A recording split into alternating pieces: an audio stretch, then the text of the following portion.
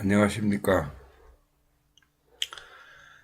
인생 내비게이션 1탄 깨달음의 2부를 이제 말씀드리겠습니다. 지난번 시간에 그 견성 부분에서 제가 이제 말씀을 드리다가 시간상 그 종료가 된 것 같습니다. 그래서 그러면은 자 지혜적인 깨달음이 이제 제가 견성이라고 했는데, 견성이라는 것이 그러면은 뭔가, 견성은 그냥 글자 그대로 따져보면은 볼견자의 성품성자요. 내 본래의 성품을 본다. 이거예요. 그러면, 성품성자가 또 뭐냐? 마음심자의 날생자거든요.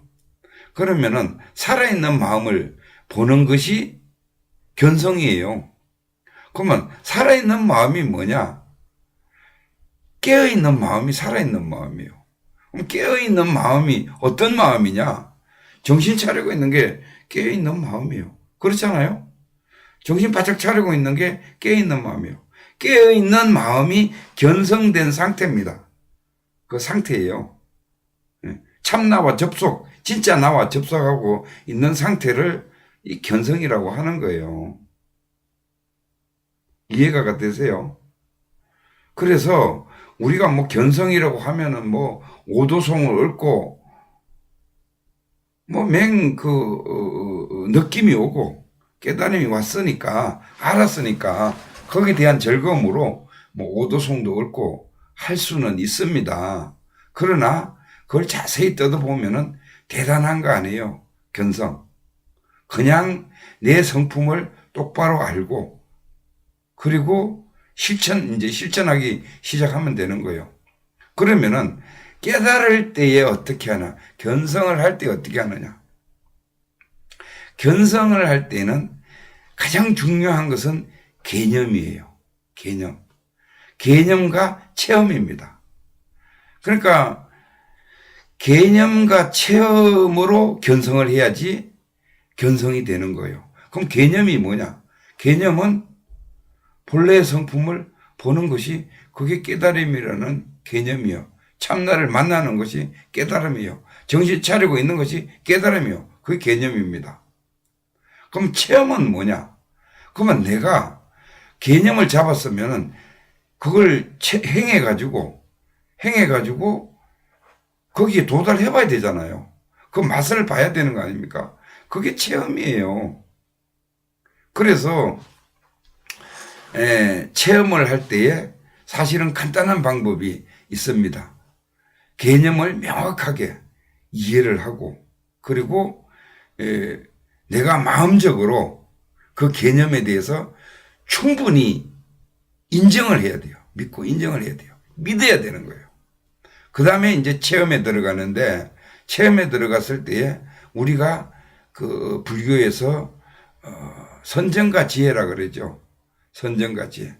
선정에 들어야만 지혜를 볼 수가 있는 거예요. 그래서 우선 체험을 하기 위해서는 어제 말씀드렸던 대로 생각, 감정, 오감으로 우리가 살아가잖아요. 일상생활을. 생각, 감정, 오감으로 살아가는 것을 멈춰야 되는 거예요. 그러면 이 멈추자면은 뭐냐? 어떻게 하면 멈춰지느냐? 생각, 감정, 오감이 떠오르면은 모른다고 하세요. 몰라. 아이고, 이거, 내일 부도 수편한데, 몰라. 이거, 그러면은, 그런데 괜찮아. 이런 식으로 올라오는 생각, 감정을 무조건 몰라 하세요. 몰라를 하면은 어떻게 되느냐? 마음이 고요해집니다. 서서히 고요해져요. 근데 그거를 못 몰라를 못하고 또 걱정을 하게 되면은 다 무너져요. 선정에 들 수가 없는 거예요. 그래서 몰라만 계속해서 선정에 깊이 쭉 들어가면은 내 전체가 고요해집니다. 그 자리는 걱정이 없어요. 왜? 생각, 감정, 오감이 없으니까 걱정할 게 없는 거예요. 그러면은 고요한 상태에서 뭔가 떠오릅니다. 그게 그 상태에 들어가 있는 상태, 고요한 선정 상태에 깊이 들어가 있는 이것을 견성했다고 하는 거예요. 그러면은 견성하는 것은 그 안에서 이 알아차림이라는 것이 작용이 됩니다. 알아차림이. 그러면은 알아차리는 그 실체가 있어요. 존재감이라 그러죠. 그게 이제 견성을 한 거예요. 그 존재감을 느끼면은. 그래서 이제 참나 체험이라 그러죠. 이제 뭐 좀 지나다 보면은 이제 참나 체험에 대해서 이제 말씀을 드리는데, 어떻든 간에 몰라, 이제 최상승선이라 그러죠. 몰라 하고 내 마음을 자꾸 몰라 해서 편안하게 만드는 것이 이제 그 선정 상태입니다. 그럼 선정에 들어가서 보면은 거기에 또렷이 명료하게 알아차리는 놈이 있어요. 그 안에 들어가면은 그 알아차리는 그 놈이 참나예요.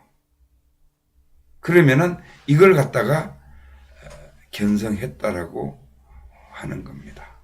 그래서 우선 이번 시간에는 참나와 에고, 그러니까 내 생각 감정 업대로 살아가는 이거와 참나의 그 구분을, 분석을 좀 따져보겠습니다. 뭔가 하면은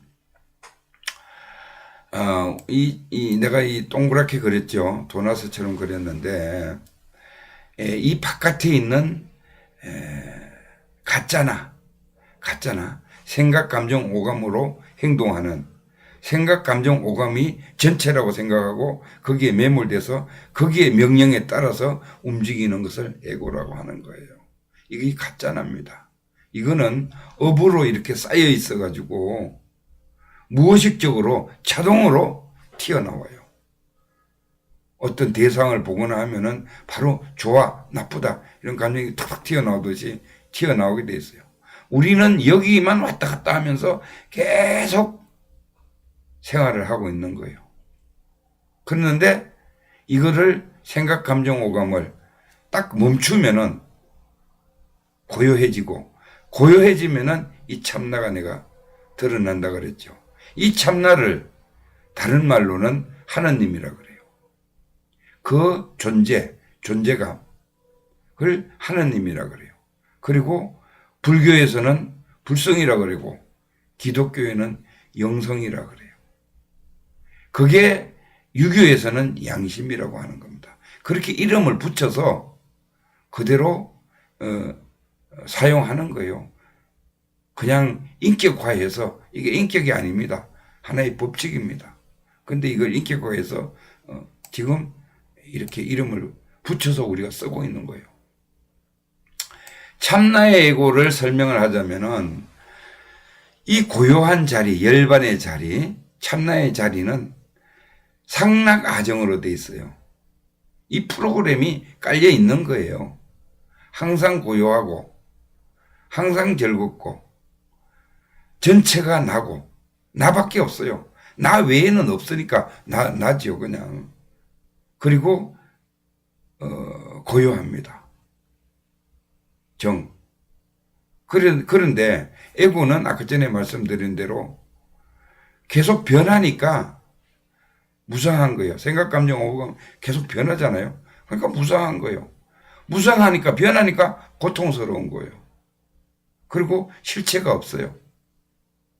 그래서 내가 아까 전에 말씀드렸던 대로, 자, 참나를 찾아가는 것이 견성이라 그랬죠. 이 견성을 하자면은 생각, 감정, 오감을 멈추고 내려놓고 나면은 참나가 보입니다. 이게 뭐냐? 양심이에요, 양심. 이 보이는 이 자체가 튀어나오는 것이 양심입니다. 이것을 행하면은 성인의 삶이